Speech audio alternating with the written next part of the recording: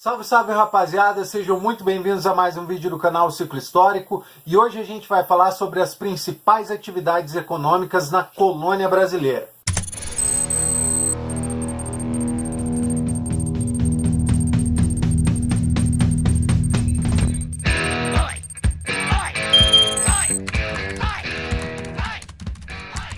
Hoje o Brasil se caracteriza por ter várias regiões de comércios diferentes. Alguns lugares se planta algodão, outros lugares se planta mais milho, outros lugares se plantam só determinados frutos, e esse comércio existe dentro do nosso território nacional.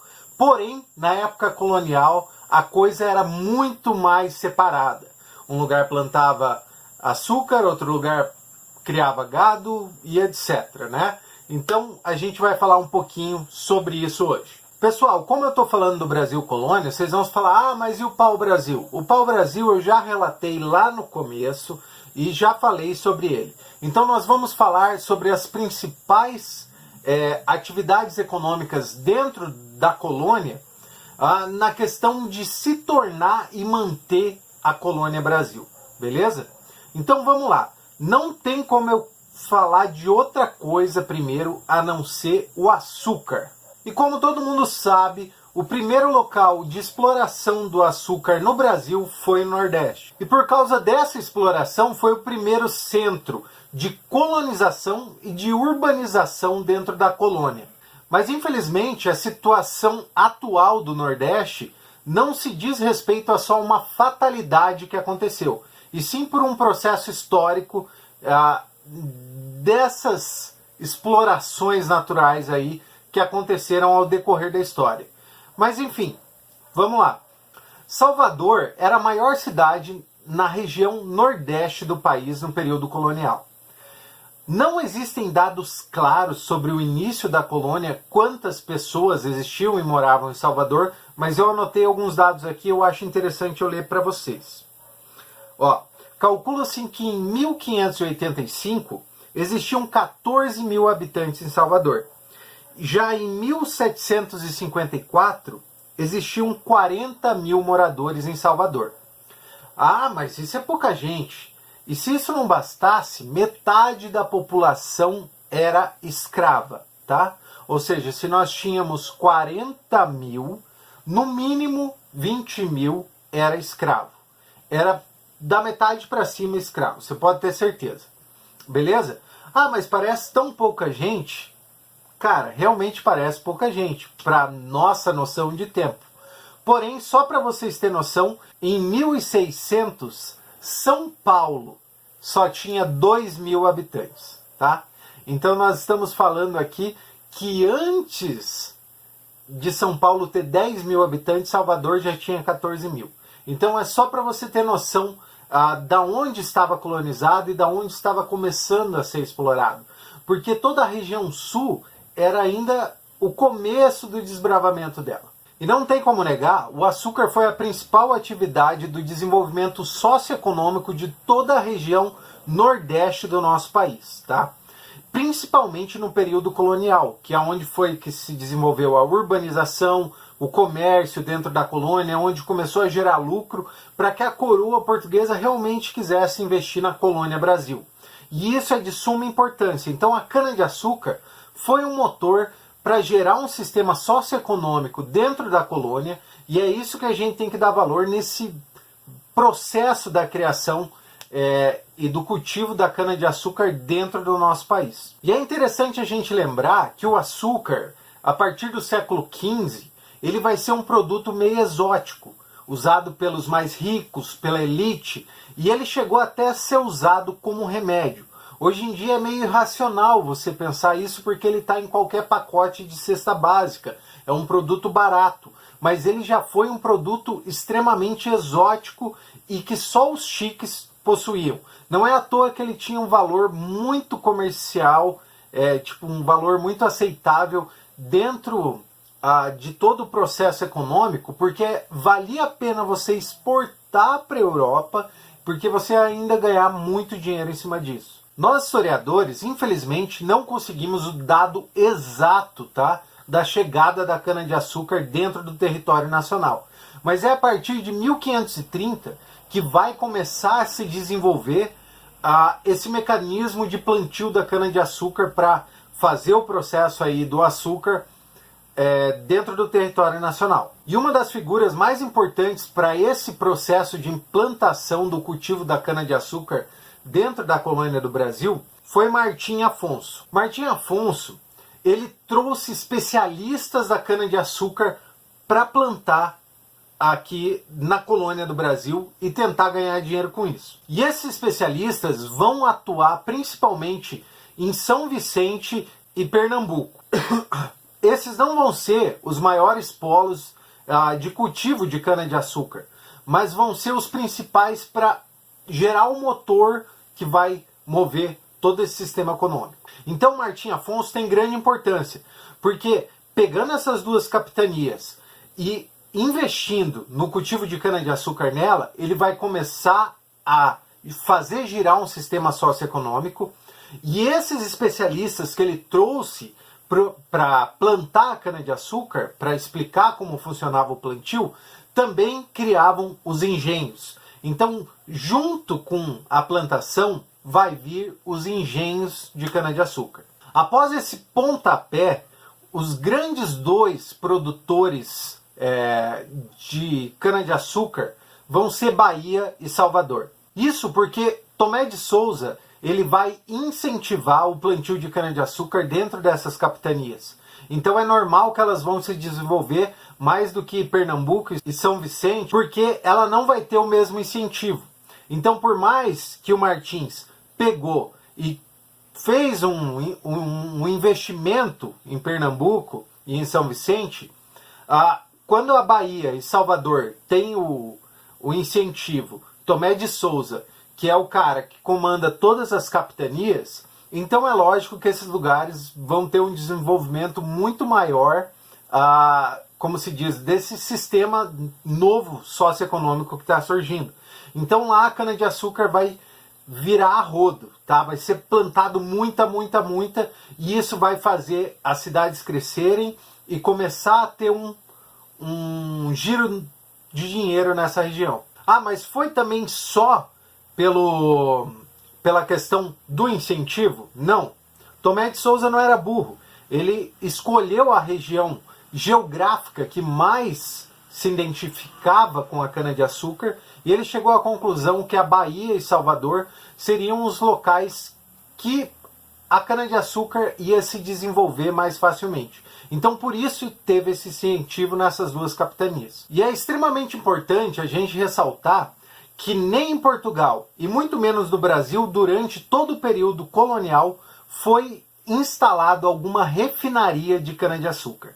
Todo o processo de refinação do açúcar era feito dentro dos engenhos. E como esse açúcar, aqui dentro do Brasil, era trabalhado dentro dos engenhos, algo interessante de você saber é que o nosso açúcar nacional no período colonial era conhecido fora daqui como açúcar barreado.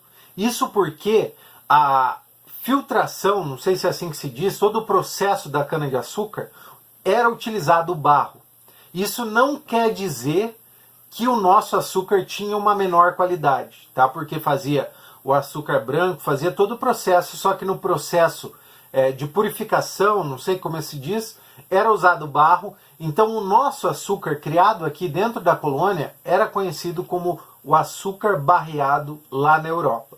Lembrando, isso não quer dizer que o nosso açúcar tinha uma qualidade menor ou maior do que o lá de fora. Simplesmente o processo de purificação, de transformação da cana-de-açúcar no açúcar de fato, era de um método diferente. Pô, professor, mas tá, é legal, você falou um cara que trouxe os especialistas que ensinaram a plantar aí o milho ensinaram a plantar a cana-de-açúcar, a montar o engenho. Mas e aí? Da onde que vinha o dinheiro? Como que funcionava para eles montar esses engenhos? Boa pergunta, meu caro aluno. Cara, é muito simples. No Brasil, até 1808, não existia nenhum banco dentro da colônia, tá?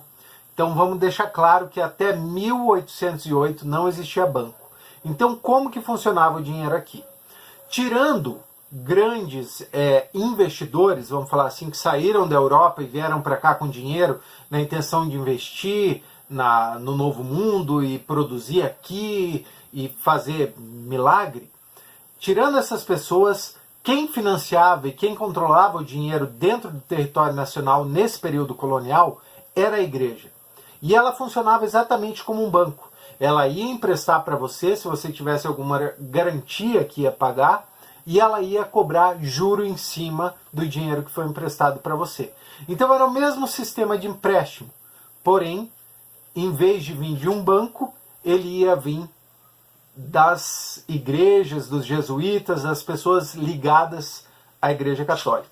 Beleza, acho que até aqui você já entendeu por que a cana-de-açúcar começou a ser plantada, aonde foi os principais locais que ela foi plantada, já entendeu que mais da metade da população que viviam nessas cidades eram escravos, você também já entendeu como que era financiado os engenhos e agora falta entender como era a relação escravo e o senhor do engenho, né?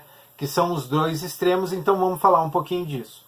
Primeiro, que aqui, na exploração da cana-de-açúcar dentro do território nacional, vai ser o principal fator para exportação, a gente trazer de fora, né? Não, é importação, né? Trazer de fora para dentro, e os escravos da África, tá? Nesse primeiro momento, onde a gente fala dos primeiros cultivos e etc., nós vamos ter mais de 90% da população escrava que trabalha nesses campos de cana-de-açúcar, a população indígena. E por incrível que pareça, alguns indígenas ainda recebiam para trabalhar plantando, ou seja, no engenho, tá? Como que eles recebiam? Porque esses eram os índios que estavam juntos com os jesuítas, seguiam o que os jesuítas falavam. Então, para dar um agradinho, eles davam um salário de mixaria, que não dava para comprar bosta nenhuma e fazer nada com o dinheiro, mas só para falar que eles não eram escravos, e os outros que não apoiavam as ideias religiosas eram escravos. Era tipo uma lição de moral.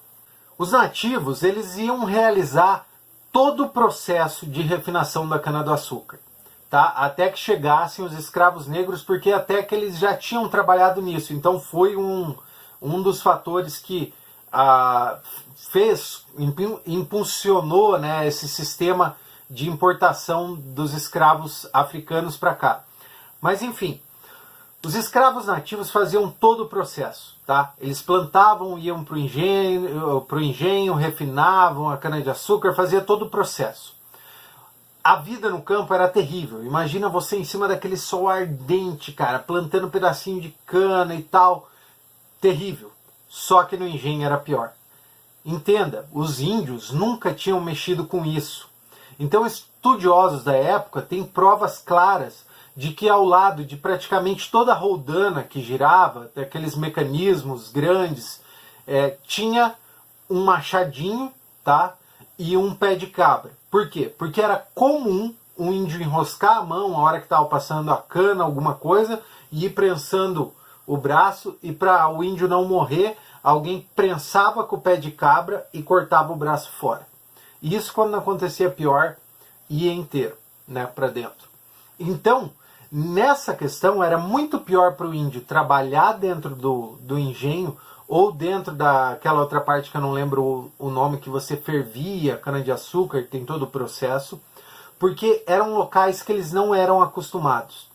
Então era normal, na parte das fornalhas, índio cair e morrer queimado dentro daquelas grandes fornalhas. Eles cair dentro dos grandes túneis que estavam fervendo e morrer lá queimado, ou cair no fogo mesmo e morrer queimado. E no engenho mesmo morrer imprensado nas grandes roldanas e coisas do tipo que tinha por ali. Então, de fato, era muito, muito complicado esse processo dos indígenas ali dentro do meio escravista da cana-de-açúcar, tá? E por incrível que pareça, acredite você ou não, existia um meio de você subir hierarquias dentro do sistema de escravo. até onde você ia chegar como banqueiro. O que era o banqueiro? Nada mais é do que um cara que ia fiscalizar os outros, entendeu? Então existia até uma concorrência entre os indígenas para ver quem ficava naquilo para não precisar ficar no resto. Era tipo uma meritocracia. Ah, você dedura os outros, você trabalha mais que os outros, você vai virar o banqueiro, entendeu? Olha como é que pode, cara. Como o sistema é tenso, né? Mas enfim, beleza. Visto o lado dos nativos, que foi a primeira mão de trabalho escravo dentro do processo de cultivo da cana-de-açúcar, nós devemos falar um pouco sobre os senhores. Por que falar sobre os senhores? Eles viviam lá, como que funcionava? A maioria dos senhores de engenho não viviam junto com o processo de cultivo da cana. A maioria vivia no porto ou em grandes metrópoles, tipo Salvador, na cidade, e daí só controlava o que estava produzindo lá. Por que eles não ficavam juntos para fiscalizar? Porque eles precisavam ficar a todo momento vendo como que estava o mercado internacional. Chegava um navio, perguntava como é que estava o preço lá, como é que ia revender, papapá. Então eles moravam nas grandes metrópoles, nos portos, para essa finalidade, para ficar por dentro de como estava o comércio internacional. Então, era muito interessante essa separação. Escravos de um canto, senhor feudal não, né? Senhor de engenho totalmente longe do cultivo da cana lá na prática, tá? E também é interessante comentar aqui que não é porque o cara era um senhor de engenho que ele era necessariamente rico. Nós vamos ter inúmeros casos de pessoas que faliram com o plantio e vão passar de um nobre a um mero cidadão ali, e inúmeras pessoas que deram certo. Então, ser um senhor de engenho não quer dizer necessariamente que você era um cara da alta sociedade, um cara da elite. Existem separações claras nisso, tá? Então, é nítido que muitos engenhos foram mais longe que os seus senhores de engenho, porque eles faliam, tinham que vender tudo e tinha esse processo aí todo, com a igreja ganhando em cima e etc. Beleza? Essa é a parte da cana-de-açúcar, só um resumão. Por que eu não estou falando dos negros? Também é interessante tocar isso aqui, porque a gente vai falar mais sobre eles para frente. E só foi legal falar que foi o principal fator para importar essa mão de trabalho escrava negra africana, porque eles já tinham experiência com o cultivo de cana. Beleza? Em segundo lugar aqui, nós vamos ter o cultivo de fumos. Tá? O cultivo de fumos também é utilizado a mão de trabalho escravo aí nativo, tá? E só que tem uma grande diferença. O número de cultivo da folha de fumo era muito menor e ela era estritamente destinada para exportação, para mandar para a Europa. Tá? Era vendido muito pouco dentro da colônia Brasil. Então, a gente poderia falar que, por ela ser de cultivo menor e de quantia menor, somente a classe média trabalharia com ela. Eu acho arriscado dizer isso, porque existiam grandes campos de cultivo de folhas de fumo e necessariamente existiam grandes nobres, de família nobre, mexendo com isso. Apesar de dar muito menos lucro, né, um lucro muito menor do que a cana-de-açúcar. Mas era menos arriscado. Então, por isso, bastante gente mexia com isso. E aonde sobrava? Ao redor das cidades. Eram os locais mais práticos. Ao redor da Bahia tinha muito cultivo da folha de fumo. E ela também foi muito importante nas atividades econômicas aí no primeiro momento da colônia do Brasil. E a terceira atividade econômica de grande importância que nós vamos ter no período da colônia vai ser a pecuária. A criação do gado, tá, ela é muito importante para desbravar o território nacional. Como a gente vai ter muita terra com cultivo aí de cana-de-açúcar, com folha de fumo, a pecuária ela vai servir para expandir para dentro do mapa. Ela não tinha finalidade de ser exportada lá para a Europa, uma porque daí é só o charque, etc, né? Então ela era mais comercializada dentro do nosso território, porém ela tem a grande importância da expansão mata adentro, tá?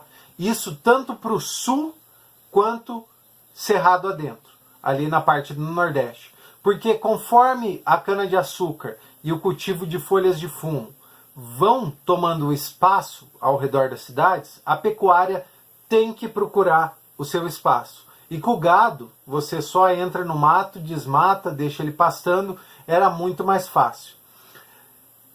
Necessariamente, me arrisco a dizer, porque em todos os livros que eu li, basicamente até hoje, 90% da população que trabalhava, tá, com a pecuária nesse primeiro momento eram feitas, ou melhor, eram compostas, tá, por índios, escravos e mestiços. Muito, muito difícil grandes nobres que vieram da Europa ou pessoas que vieram da Europa para investir no Novo Mundo pegar e trabalhar com a pecuária dentro da colônia, beleza? Então vamos deixar meio claro aqui que a maioria desse povo que trabalhava com a pecuária a primeiro momento eram índios e mestiços, tá? Os mestiços eram livres e tal, e os índios como escravos ali para cuidar, porque precisava de um número muito menor de escravos para mexer com a pecuária, né? Beleza, galera? Acho que isso é um resumão muito legal do que foram as primeiras atividades econômicas dentro da colônia e como a gente deu o primeiro passo socioeconômico para desenvolver a colônia e posteriormente aí ter a independência e todo o processo e a gente chegar ao país que a gente tem hoje aqui. Espero que você tenha gostado da aula, tenha aproveitado um pouco dela e conseguiu compreender esse processo aí. Qualquer coisa, deixe os comentários aí embaixo, se inscreve no canal, viu? Você está assistindo o vídeo e não está se inscrevendo, deixa o seu like, compartilha e dá aquela força, beleza? Um grande abraço, é nóis, falou e tchau!